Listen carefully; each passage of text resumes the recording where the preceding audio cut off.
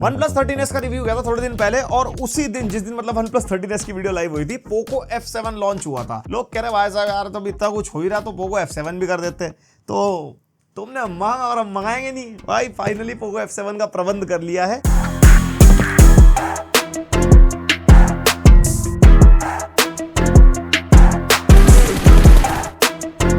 And ये जो smartphone है Poco F सीरीज तुम्हें पता ही है परफॉर्मेंस को टारगेट करती है। परफॉर्मेंस, डिस्प्ले, भाई बैटरी 7550 mAh की बैटरी डाल रखी है इसके अंदर। और Poco F1 का तो मैं पर्सनली यूजर एंड फैन रह चुका हूं। तो देखते हैं कहां स्टैंड करता है फोन। 30,000 रुपीज के आसपास पे लॉन्च हो रहा है एंड 30,000 के आसपास दुनिया भर के फोन आते हैं। बट वही है 8s Gen 4 है इसके अंदर, परफॉर्मेंस सेंट्रिक फोन है। तो कहां अच्छा है कहां बुरा है एंड इसी प्राइस पॉइंट पर और कौन सा फोन आप चेक कर सकते हो, सारी चीजें इस वीडियो में कवर करेंगे। तुम लाइक सब्सक्राइब मारो, मैं डब्बा खोल लेता हूं। भाई डब्बा खुल नहीं रहा, जल्दी सब्सक्राइब को बटन दबाओ, हाथ फंस गया मेरा।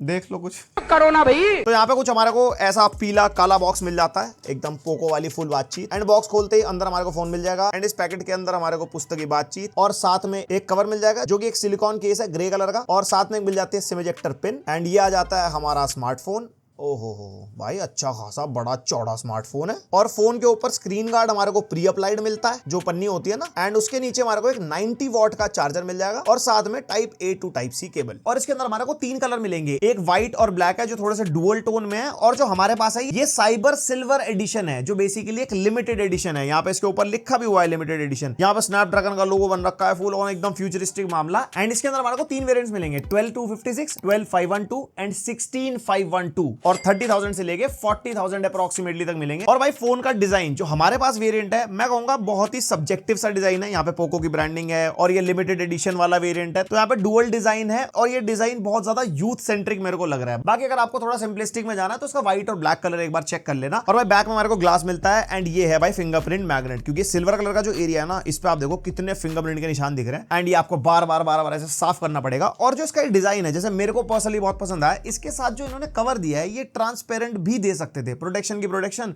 थोड़ा डिजाइन भी फ्लेक्स हो जाता। ये कवर लगा के डिजाइन का क्या मतलब, आपके क्या थॉट्स है मेरे को बताना कमेंट करके। और फोन भाई 223 ग्राम्स का है, इतनी बड़ी बैटरी डाल रखी है, इतना लंबा चौड़ा फोन है तो बात है को भारी तो है और हाथ में भारी फील भी होता है। और ये विदाउट कवर है, कवर लगाओगे तो और एकदम ईंट लेके चलो साथ में। और हाँ जो इसका बैक ग्लास है वो कॉर्निंग गोरिल्ला ग्लास 7 है और जो फोन है वो IP66, 68, 69 दुनिया भर की सारी रेटिंग डाल रखी है। मतलब पानी वानी में भिगा दो कुछ कर लो कोई दिक्कत नहीं। बट स्टिल मैं फिर भी कहूंगा भाई फोन वोन को पानी से दूर रखना, कभी भी खराब हो जाए वो तो कह देंगे भाई हम वारंटी देंगे, क्योंकि पानी की कोई वारंटी नहीं होती रेटिंग कितनी भी हो। रेटिंग से पीस ऑफ माइंड रहता है और पीस ऑफ माइंड जीवन में बहुत जरूरी है।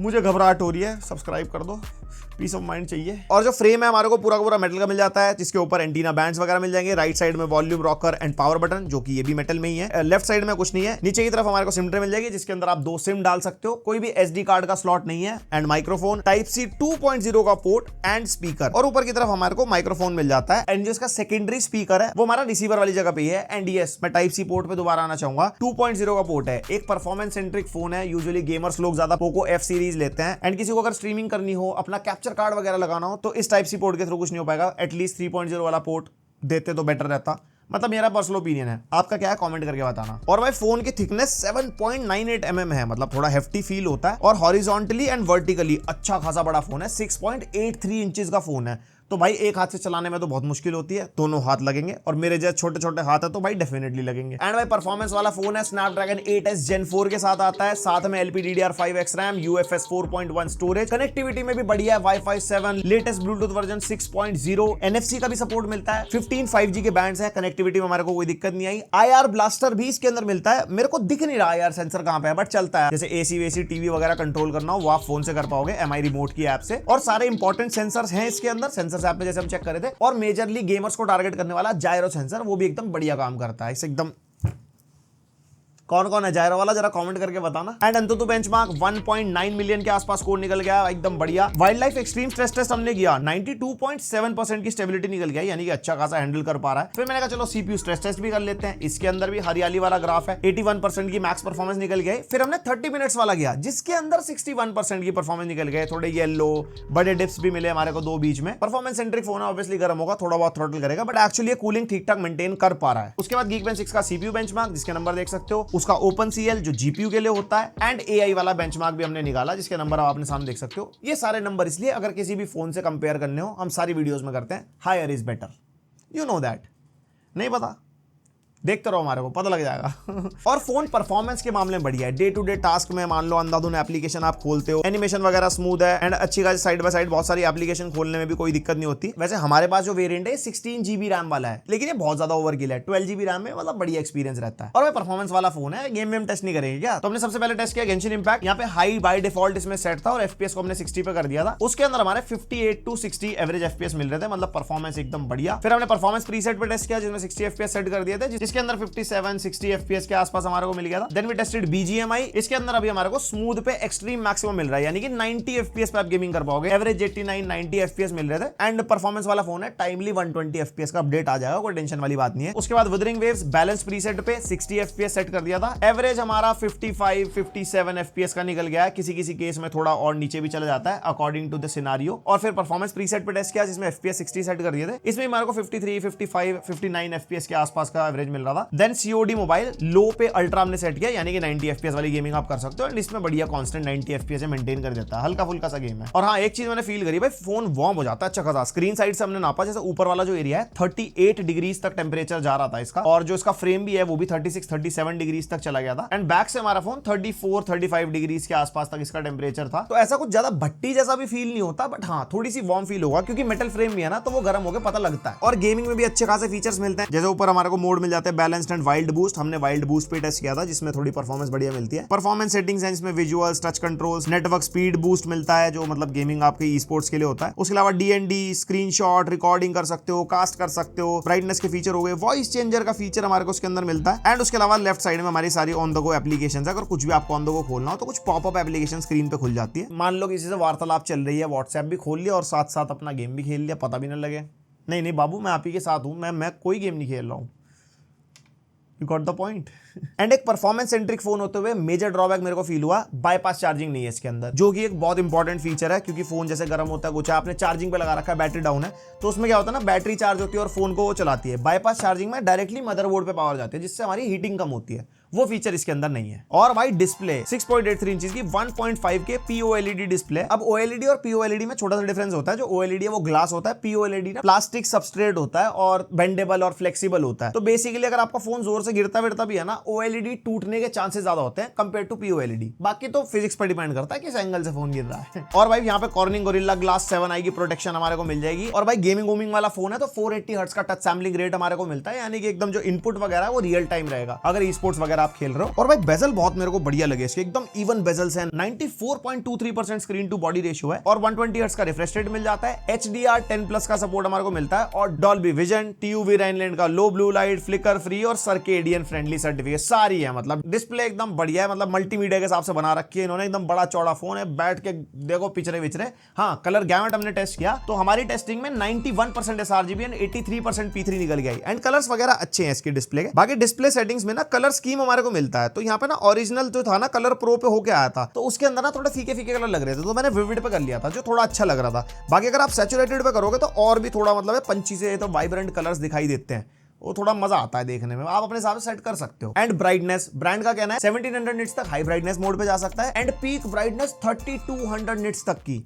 ऑनेस्टली बताऊं, अगर इतनी ब्राइटनेस तुमने अपनी आंखों से देख ली ना फोन पे, तो भाई साहब अंधे हो जाओगे। हमने टेस्ट करा, ऑल टाइम ब्राइटनेस हमारी 726 निट्स के आसपास तक की निकल गई एंड ये ब्राइटनेस अच्छी है। इंडोर यूज करो, इवन आउटडोर भी अगर आप यूज करते हो तो डिस्प्ले एकदम बढ़िया रहती है। अब ये जो हाई ब्राइटनेस मोड है और जो पीक ब्राइटनेस है, ये किसी पर्टिकुलर एरिया में ज्यादा ब्राइटनेस पहुंच जाती है अकॉर्डिंग टू योर यूसेज, कैसा कंटेंट आप देख रहे हो वो ये टेस्टिंग में रिकॉर्ड करते हैं और वो ये मार्केट करते हैं, तो इसमें डिफरेंस होता है। और ऑल टाइम ब्राइटनेस अगर 700, 800 या 900 निट्स के आसपास है ना, तो बहुत बढ़िया है स्मार्टफोन के मामले में। और वाइड वाइन L1 के सपोर्ट के साथ आता है। OTT पे 1080p का कंटेंट देख सकते हो, YouTube पे 4K 60 HDR में बढ़िया चलती है वीडियो एंड HDR ट्यूनिंग भी अच्छी है इसकी। और Netflix में डॉल्बी विजन का सपोर्ट दिखाता है। डॉल्बी विजन HDR से बेटर है, यानी कि आपको डायनेमिक रेंज वगैरह अच्छी मिलेगी अगर आप डॉल्बी विजन वाला कंटेंट देखते हो इस डिस्प्ले के ऊपर। एंड कंटेंट वगैरह देखने में बढ़िया रहता है, डिस्प्ले कलर्स अच्छे हैं, ओवरऑल साइज बहुत बढ़िया है, तो मतलब मजा आता है। अगर आपका मल्टीमीडिया बहुत बड़ा फोकस है ना एक स्मार्टफोन में, तो ये आपके लिए अच्छी चॉइस हो सकता है। Just because of battery also, battery वाले पार्ट पे आता हूं अभी, अंधाधुनी बैटरी बैकअप है इसका।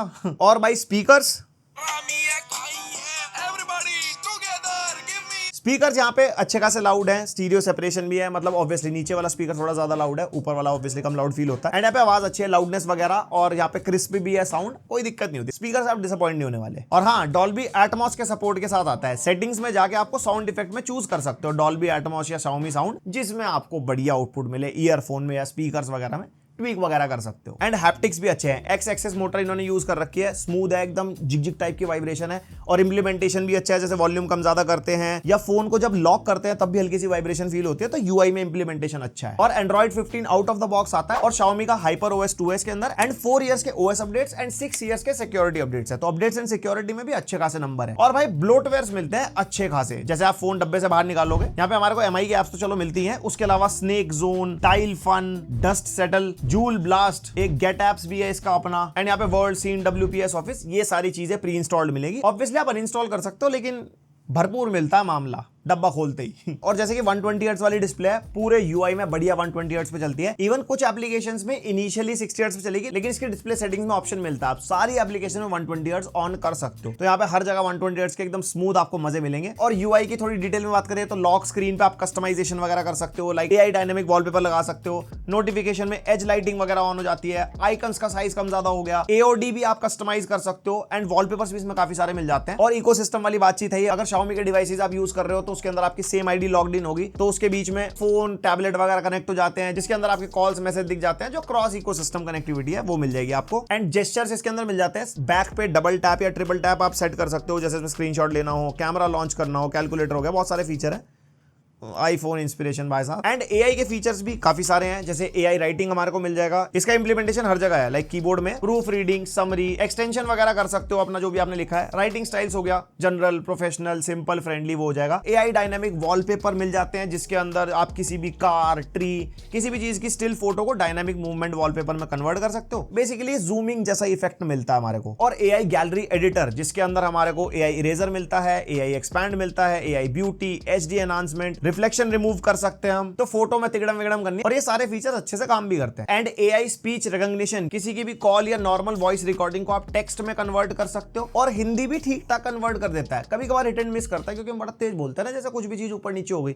वो कभी कभी नहीं समझता, लेकिन वो भी टाइमली इंप्रूव हो जाएगा। एंड AI ट्रांसलेट कॉन्वर्सेशन मिलता है, दो लोग अगर आपस में बात करते हैं डिफरेंट लैंग्वेजेस में, जो फेस टू फेस कॉन्वर्सेशन के लिए यूज होता है। एंड AI इंटरप्रेटर मिल जाएगा, कॉल में लाइव ट्रांसलेशन कर सकते हो, साइड बार से ऑप्शन आ जाता है, वहीं से सेटिंग्स भी खुल जाती है लैंग्वेज सेट करने के लिए। हिंदी लैंग्वेज में हिट एंड मिस है, इंग्लिश में बढ़िया काम करता है। और AI सबटाइटल्स, कोई ऐसा कंटेंट देख रहे हो जिसमें सबटाइटल नहीं है और कोई और लैंग्वेज में है, जैसे एनीमे वगैरह देख रहे हो, तो उसके अंदर ये फीचर काफी काम आ जाता है, आप अपने स्क्रीन पे सबटाइटल्स वगैरह देख सकते हो। एंड ये सबटाइटल्स किसी वीडियो में या कोई आप वीडियो कॉल वगैरह बात कर रहे हो किसी और कंट्री के इंसान से, तब आपको ऑन करना है, वहां पे भी काम आ जाएगा। बाकी एंड्रॉइड फोन है, सर्कल टू सर्च, जेमिनाई, वो सब तो है ही। और इस फोन का सबसे हाईलाइटिंग पार्ट इसकी बैटरी, 7550 mAh की बैटरी, तभी इतना भारी है ये। एंड जैसे कि मेटल फ्रेम है, चार्ज वगैरह करते हैं तो काफी गर्म फील होता है, फोन काफी अच्छा खासा गर्म हो जाता है। एंड बैटरी बैकअप धुआंधार है, 12 to 13 आवर्स का SOT आपको मिल जाता है। अगर आप कैजुअल यूसेज कर रहे हो ना, तो आराम से 2 दिन घसीट सकते हो इस फोन को। तो जिन लोगों को चार्जिंग का बहुत आलस है, जो आखिरी वक्त पे बस अरे यार बस फोन चार्ज कर लो वाले लोग हैं ना, तुम ले लो भाई इस फोन को, एकदम खुश रहोगे। और जिसका 90 वॉट का चार्जर है, वो इसको अप्रोक्सीमेटली 1 आवर में फुल चार्ज कर देता है, तो चार्जिंग स्पीड भी अच्छी है। अब हाईलाइटिंग पार्ट से हटके इस मोबाइल के सबसे नेगेटिव पार्ट पे आते हैं, वो है इसका कैमरा। वैसे पोको F सीरीज का फोकस होता ही नहीं कैमरा के ऊपर, हमने बहुत टाइम से देखा भी है। F सीरीज का सीधा फोकस अपना डिस्प्ले, बैटरी, परफॉर्मेंस पे ही रहता है। और कैमरे के मामले में जो प्राइमरी कैमरा है हमारा 50 मेगापिक्सल का है OIS के साथ, एंड 8 मेगापिक्सल का अल्ट्रा वाइड सेंसर मिल जाता है। और जो फ्रंट कैमरा सेंसर है दैट इज 20 मेगापिक्सल। और बैक कैमरा से 4K 60 FPS तक आप वीडियो रिकॉर्डिंग कर सकते हो, एंड फ्रंट कैमरा से 1080p 60 FPS पे रिकॉर्ड कर सकते हो। ये इसका फ्रंट कैमरा का वीडियो सैंपल है, 1080p 60 FPS पे रिकॉर्ड कर रहे हैं। ज्यादा लाइटिंग, थोड़ी कम लाइटिंग, फोन बाकी क्वालिटी क्या चलेगी आपको फ्रंट कैमरे की, वो मेरे को कमेंट करके बताओ। और ये है बैक कैमरा का वीडियो सैंपल, 4K 60 FPS पे रिकॉर्ड कर रहे हैं, एंड वॉकिंग शॉट ले रहे हैं, थोड़ा तेज चल, पता लगना चाहिए स्टेबिलिटी कितनी है। और यहाँ पे आप बताओ मेरे को क्वालिटी कैसी लगी माइक की, मेरी।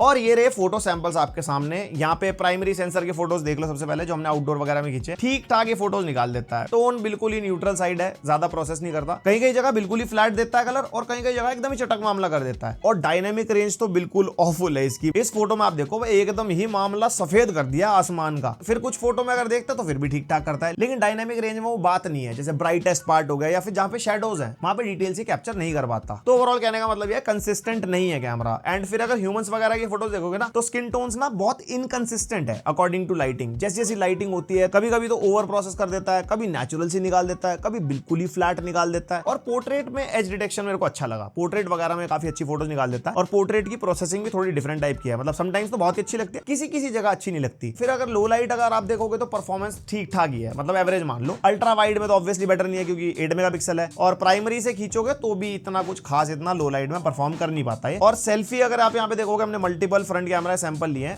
ओकेश क्वालिटी निकाल के देता है। और बाकी काफी डिफरेंट सैंपल्स है, एक बार आप देख लो सारे।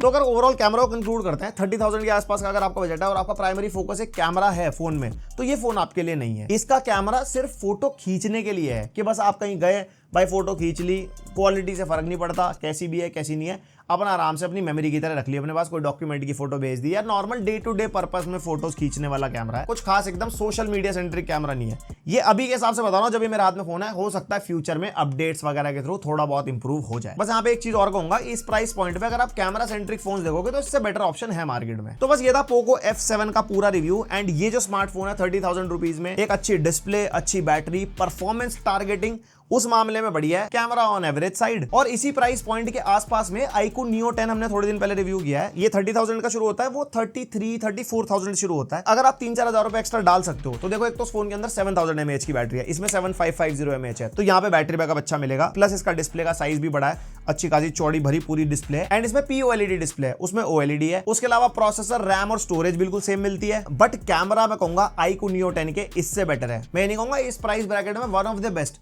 बट इससे डेफिनेटली बेटर है। और परफॉर्मेंस फोन दोनों ही है, बट iQOO Neo 10 के अंदर बाईपास चार्जिंग भी मिलती है। और IP रेटिंग के मामले में Poco F7 is good, like IP66, 68, 69 तीनों रेटिंग गुजार रखी है। iQOO Neo 10 IP65 रेटेड है और उसके अंदर प्लास्टिक फ्रेम मिलता है, इसके अंदर मेटल फ्रेम है, तो ओवरऑल थोड़ा सा प्रीमियम भी फील होता है हाथ में पकड़ के। बट वहीं पे थोड़ा सा वार्म भी हो जाता है अगर आप थोड़ा गेम वेम ज्यादा खेलते हो। एंड इसी प्राइस पे Moto Edge 60 Pro भी आता है। ये स्पेसिफिकली क्यों मेंशन कर रहा हूँ, क्योंकि हम ये स्टूडियो मंगवा चुके हैं, इसकी बहुत डिमांड आ रही थी, तो इसका भी डिटेल्ड रिव्यू आपको मिलेगा। अभी टेस्टिंग के अंडर है तो इतना ज्यादा ओपिनियन नहीं दे सकता, बट Edge 60 Pro की वीडियो में इसका ओपिनियन जरूर ऐड करूंगा, तो उसके लिए सब्सक्राइब कर लो। बाकी आपके क्या थॉट्स है पोको F7 के बारे में, मेरे को कमेंट करके बताओ। आप पोको F सीरीज यूजर हो तो अपना ओपिनियन शेयर करो। बाकी लाइक शेयर सब्सक्राइब तो करोगे, कोई सजेशन, कोई फीडबैक है वो भी डाल देना। मिलते हैं नेक्स्ट वीडियो, तक के लिए बाय।